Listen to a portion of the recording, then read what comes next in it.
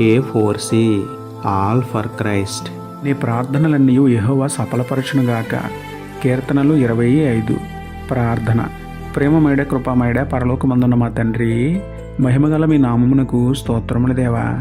అయ్యా, వారికున్న సమస్యలను బట్టి, వారికున్న వేదనలు శోధనలను బట్టి, వారికున్న కష్టాలు బాధలను బట్టి, వారికున్న అప్పులు రోగాలను బట్టి ఎంతో కాలంగా ప్రార్థిస్తున్న వారి ప్రార్థన ఆలకించండి.